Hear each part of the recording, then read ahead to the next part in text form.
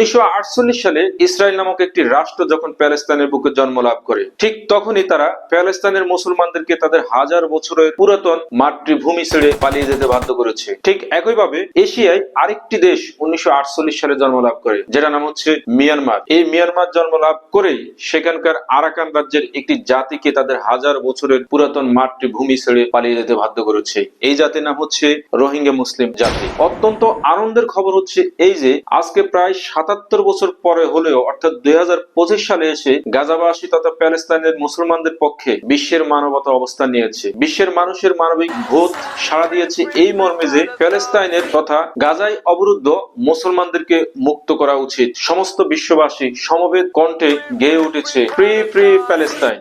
কিন্তু অত্যন্ত দুঃখের খবর এই যে বিশ্বের আরেক গাজার অবস্থান যে আরাকান রাজ্যে তথা বাংলাদেশ মিয়ানমার সীমান্তে আছে, সেটা বিশ্ববাসী এখনো জানেই না। 1948 সালে স্বাধীন হওয়ার পরে এই বৌদ্ধ সন্ত্রাসী তথা মিয়ানমারের শাসক গোষ্ঠী আরাকান রাজ্যের মুসলমানদেরকে তাদের হাজার বছরের পুরাতন মাতৃভূমি ছেড়ে পালিয়ে যেতে বাধ্য করেছে। জাতিগত নিধনের উদ্দেশ্যে এই রোহিঙ্গা মুসলমানদের বাড়ি ঘর পুড়ে দিয়েছে, তাদের সম্পত্তি দখল করেছে এবং তাদের ফিরে যাওয়ার পথ বন্ধ করে দিয়েছে। শত শত শিশু ও নারীকে হত্যা করেছে, ধর্ষণ করেছে হাজার হাজার নারীকে এবং প্রায় 1.5 থেকে 2 লক্ষ রোহিঙ্গাদেরকে হত্যা করেছে এই বৌদ্ধ সন্ত্রাসীরা। অবশেষে তাদের বাড়ি ঘর পুড়ে দিয়ে তাদেরকে তাদের ভূমি থেকে উচ্ছেদ করে বাংলাদেশের বিভিন্ন ক্যাম্পগুলোতে মানবত জীবন যাপন করতে বাধ্য করেছে। বর্তমান রোহিঙ্গা প্রজন্ম জানে না তাদের ভবিষ্যৎ কি, ঠিক তাদের পরবর্তী প্রজন্ম জানে না তাদের ভবিষ্যৎ কি। অর্থাৎ একটি অনিশ্চিত ভবিষ্যতের দিকে এগিয়ে যাচ্ছে এই 25 লক্ষ সমবেত রোহিঙ্গা জাতি। এছাড়াও প্রায়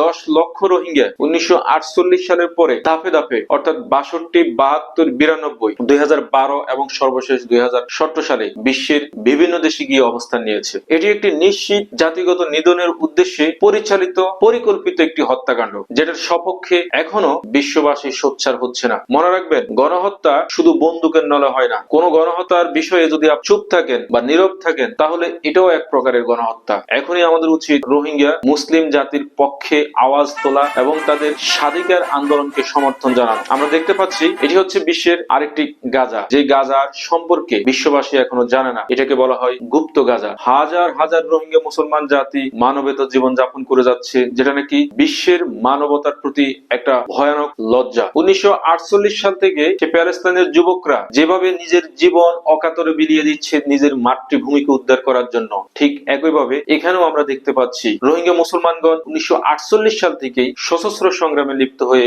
আজও অর্থাৎ 2025 সালে এসে আরো বেশি শক্তিশালী হয়েছে। 1982 সালে আরএসও প্রতিষ্ঠিত হয়েছে, 13 সালে আরসা প্রতিষ্ঠিত হয়েছে, 2020 সালে আরো দুটি সশস্ত্র সংগ্রামে লিপ্ত সংগঠন গঠিত হয়েছে, যেগুলো নাকি 2025 সালে এসে ওআইসির মধ্যস্থতায় 4 ব্রাদার্স অ্যালায়েন্স গঠন করেছে। ঠিক একইভাবে এই যে চিত্রগুলো, সেগুলো গাজার অর্থাৎ প্যালেস্তাইনের মুসলমানদের সংগ্রামের সাথে পুরোপুরি মিলে যায়। কিন্তু তাদের এই সংগ্রাম, তাদের এই অত্যাচারিত জীবন, তাদের এই পরাধীন জীবন অথবা তাদের এই মানবেতর জীবন যাপন সম্পর্কে বিশ্ববাসী তেমন একটা সোচ্চার নয়। মনে রাখবেন, হিউম্যানিটি হ্যাজ নো বর্ডার। আমাদের উচিত মানবতার ডাকে সাড়া দিয়ে এই রোহিঙ্গা মুসলমানদেরকে তাদের নিজ দেশে প্রত্যাবর্তনের সুযোগ করে দেওয়া, যেটা নাকি বিশ্ব মানবতার একটি বড় দায়িত্ব হয়ে পড়েছে।